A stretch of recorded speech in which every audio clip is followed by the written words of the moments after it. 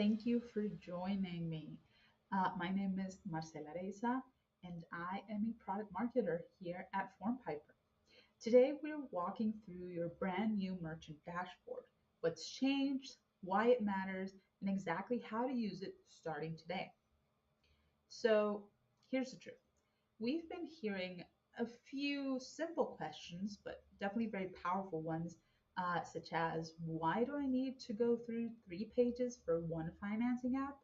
Where are my stalled deals? Can I see all my stores in one place?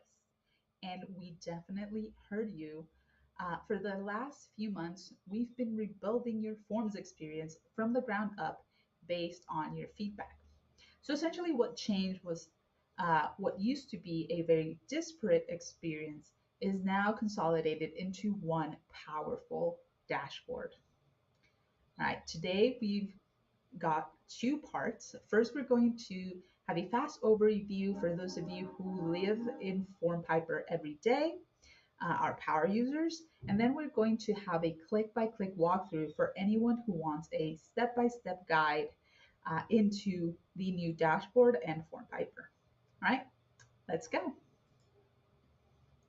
Okay, so here is our roadmap for the next 25 minutes. First, we're going to look at why the classical forms view is going away and why this matters. Um, then we're going to look at what's new, sort of the 6 big changes for power users. And then we're going to learn how to use it. This is the dashboard walkthrough so that you can see the dashboard in action. Finally, we're going to wrap up with a live Q&A session to give you expert responses to all of your questions. So go ahead and if any question pops up, feel free to add it into your chat. All right, the first big question, why is the classic forms section going away? So take yourself back to a typical day. You're a merchant with 20 to 30 financing apps in flight. Where do you look? Emails, you go through lender portals, you have to toggle through old form screens that are scattered everywhere. What you wanted, which was one place to see everything, didn't exist. You told us there's too many clicks to see what's happening. The information is scattered across multiple pages. There is no single place to quickly see what needs my attention now. So we fixed it. The new dashboard pulls everything into one place. Instead of going to a forms page and then drilling through multiple screens, your dashboard is now your home base for application statuses and actions. So when you don't see forms in the menu anymore, it's not because something is missing, it's because that power is now centralized on the dashboard in a way that's faster and easier. All right, here's the important part. Nothing is being deleted. Your historical forms and activities are still preserved. We are not removing your history, we're bringing it to a cleaner, more efficient view. Okay, power users, here are the 6 changes you need to know. First off, a single dashboard view instead of multiple form screens. So in the old system, you'd log into FormPiper, you'd click on the Forms section, find your app, click Process, wait for it to load, and then drill down to find what was going on there. Now it is one table. You've got your name, phone, amount requested, approval status. All of that is visible in one glance. So this is your pipeline on one screen. Next, your application statuses. So this is huge. So in each row, you can now see both what the lender has done and what the customer has done, but you can also drill into what is happening. So by clicking the status on each row, you'll be able to display a menu, or let's say a drawer, in which you can see stuff like what the offers the lender has extended the applicant, and what is happening with the contract in sort of the other part of the process. You can also take action. So you're going to find three buttons at the far right of the table. These are process, application notes, and delete, where you can actually enact uh, actions essentially without having to move. So by hitting the process button, you're taken to the traditional process page. Clicking applicant notes allows you to add add notes to that record, and then the delete allows you to quickly delete anything that you definitely don't need. And if you want to tidy up your dashboard, that is the one for you. Um, for our multi-location users, um, you can now look through all of your stores from a drop-down menu. That way you can sort of compare performance or really drill down into a specific location if you need to. This is a way to sort of spot opportunities and really make your multi-location ops much more simple. Likewise, you can focus on what needs your attention using the search bar, the status app status filter, and the contract status filter, so you can find exactly what you need to without having to dig through a bunch of pages.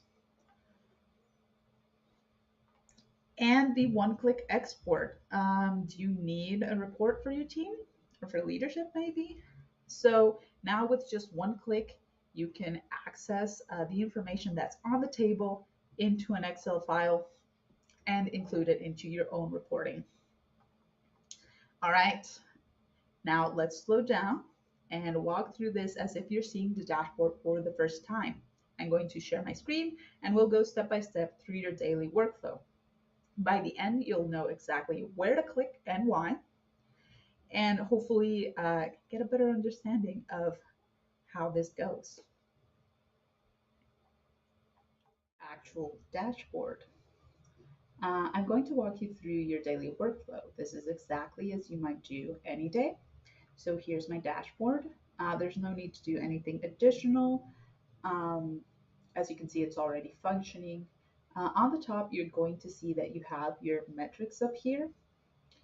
And below it, the form section is front and center. On the form section, you are going to see the forms that have been submitted. So every row is a form. And it's really important to remember that these correspond to the date range. So up here on your date range, you have to make sure that you have clicked the date range that you wish to visualize. It defaults to whatever month this is, but you can zoom in on today, yesterday, this week, last week, this month, and last month. Or if you want to look at a specific number, say 60 days up to today, it could go all the way back to that date. Or if you have a specific date that you want to look at, say October 1st, all the way to December 31st, you'll also able to pick it manually. Once you click outside of there, the information will update and you will have access to all that information, starting with the most recently submitted form at the top and then going chronologically all the way down. Now, in the table, you're going to see the columns. So you have the ID, this is a number tied to the specific application. The form, this is signaling what specific form has been filled out, that is tied to specific links or marketing links if you are using them. Their name, mobile, and email. This is your applicant's personal information. The date it was created, meaning the date it was submitted, and the date the amount that they have requested, their application status, and their contract status. And at the end here, you're going to see a set of actions that you can take on any specific forms.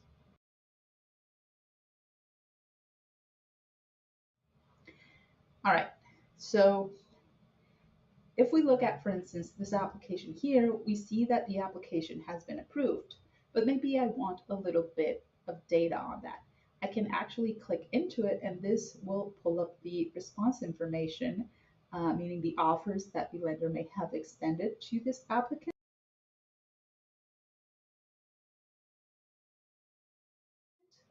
I know that the contract has been sent, so I can actually look in and see this information and details on it so that I can act on it. If I, for instance, want to look deeper into it, I can click here on the process button. This is going to pull up the regular form processing view, and I can, do additional steps. I can create the invoice again if I need to fix any sort of information, or I can go to the provider portal.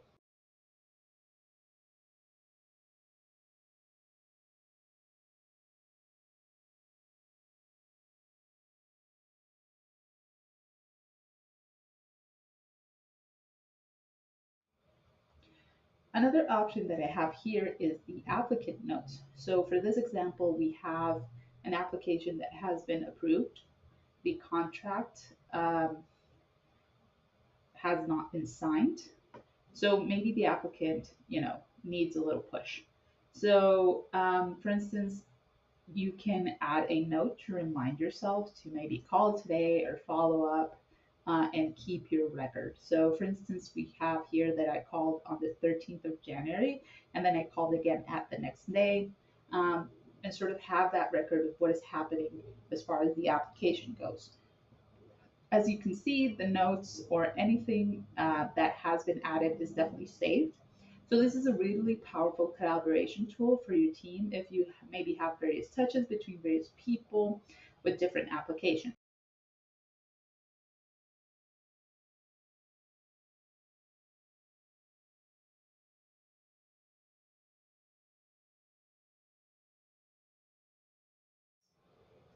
And finally, you can delete the form, and the form is going to prompt a confirmation page. You just hit yes, and that will help you keep your screen tidy.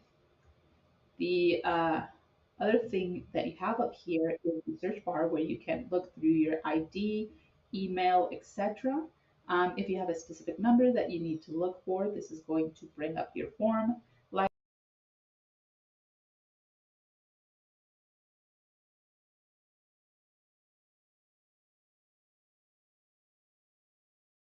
Likewise, you can search your name and you're going to see sort of any application where this name applies.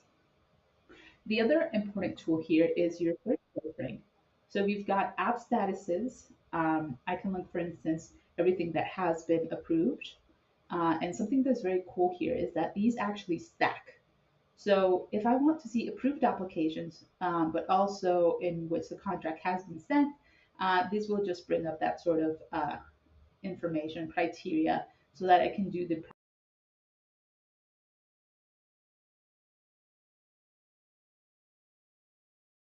If I look at applications that have been funded, likewise, I can look into that. And finally, if for instance I'm comfortable with this information and I need to take it to leadership or the team, I can just click export here on the side, and this will download an Excel file, and I can simply plug that into my own data or stuff that I'm using at the time. But keep in mind, if you have your filters on, this is going to bring up whatever is on screen at the moment.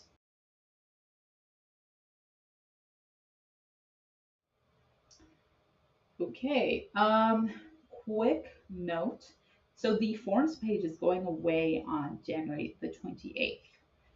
Hopefully you are empowered and ready to use your merchant dashboard and your forms. All right. I almost missed this one. If you do multiple stores, you may see this store drop down here. So you can actually look through all your different store information. If you want to zoom in on a specific store, you can just select and find the information for that specific store.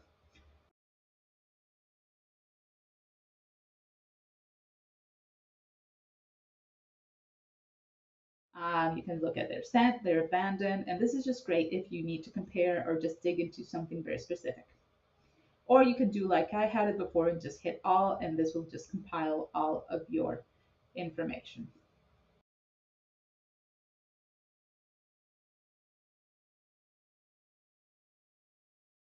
All right, so that are the broad strokes. I think we're ready to go into our Q&A.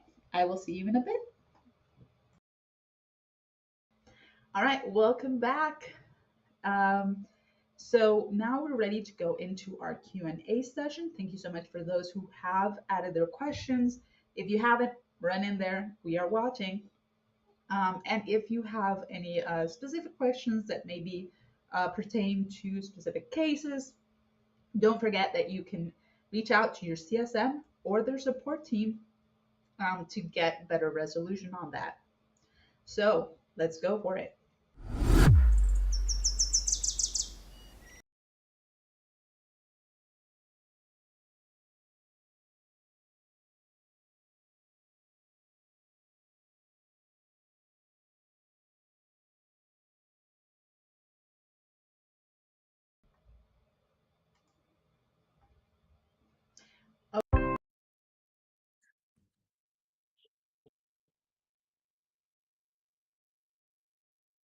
All right. Thank you, Marcella. Really appreciate that awesome walkthrough. Hello, everyone. I am Katie Parker with FormPiper.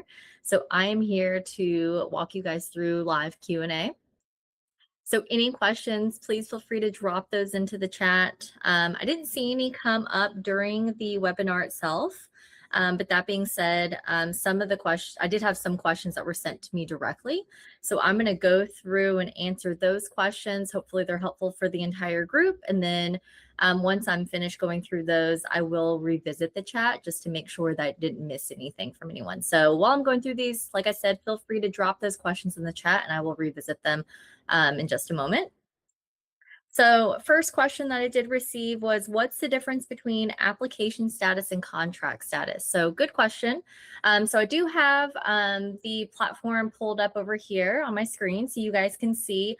The question is referring to these app statuses and contract statuses. So app statuses are going to be the actual lender application submission responses. So did the applicant get approved? Did it go into a pending status or was it declined?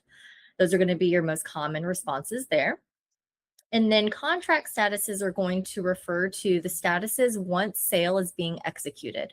So once applicant is approved and then they're ready to move forward with that sale, you're going to be able to monitor the status of the contract from this column. And so common ones there are going to be contract sent, signed, funded, delivery required, and so forth. So really, this is super helpful for showing you guys in one row view exactly where your application with an applicant stands.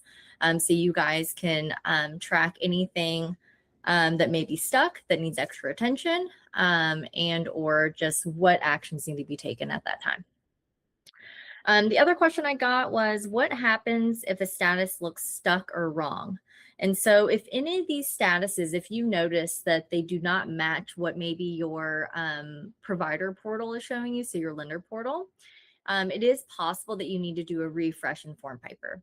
The statuses that we pull back are coming back either via webhooks or polling. And so really what that means is those statuses should be updating in real time for you guys for the most part. So again, if you're not noticing that the status is matching, then I would do a hard refresh on your FormPiper platform, and then that should hopefully update the status for you.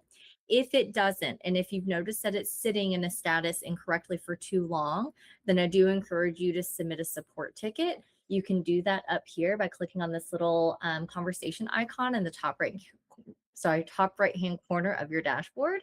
And you guys would be able to fill out this ticket and send it over to us so that we can take a look at it. It is important that if you are submitting a ticket for this reason, that you do include the form ID, which is found in that first column, and then the lender that's being affected. And then we would be able to look into that for you and probably reach out to the provider, the lender, to see what might be going on with the webhook or the polling. Other question I got, we are still seeing the old dashboard. What do we do? So at this point, everyone should be seeing the new dashboard. We did launch this last week. So if you aren't seeing it, there's a good chance that you just need to clear the site cache. And so you can do that in a couple different ways. You can do a hard refresh on your dashboard with Windows, it would be hitting Control F5. And then if you have a Mac, it would be Command Shift R. You can also clear the actual browser settings by just going into your browser settings and into the privacy section to clear your full browser cache. You can also do just the actual site cache too. You can do that by right clicking on your page, going into inspect. That's going to bring a panel open onto the right side. You'll navigate to application, and then you'll be able to see under network within the application that there is a clear site data option. You just want to clear everything. That'll actually log you out of the platform. You'll log back in, and then hopefully your view has been restored. If any of those options do not work, also try to access FormPiper via an incognito mode. That'll actually help us. If you guys are able to go through incognito mode and you do see the proper view of the dashboard, then it does tell us that something might be wrong with your computer itself. And so it just kind of helps us to investigate. You can also reach out to FormPiper too. And let us know if you've tried all of those things and still aren't successful in seeing the updated dashboard. All right, so those are all of the questions that I got. Let me now go back into the chat. Okay, so I see a question. Thanks, Marcel, for dropping this in. I accidentally deleted an application. Can I get it back? So if you do archive an application, so meaning if you've archived an actual applicant form, you do need to reach out to FormPiper to see if there's any way that we can restore that for you. It's not something you're going to be able to do on your own. And then I don't know, Marcel, if you were also referring to like your CFA form as well. If you were to archive a CFA form, that's also something you would need to reach out to FormPiper support to see if that's something we'd be able to restore for you. All right. Any other, I'm looking at the chat. Any other questions? All right, going once, going twice. Okay. All that being said, I know that if you weren't able to join this live, I know we're going to have a recording of this available to everybody. So if you do have questions that come up after, once you've had a chance to watch this recording, definitely feel free to reach out to our team. You should be able to reach out to your FormPiper representative and or reach out to our support team. All right. Well, thank you so much. I really appreciate you guys all taking the time to sit with us today and learn more about our new dashboard. And we look forward to continuing to make more improvements for you guys in the future. Thanks.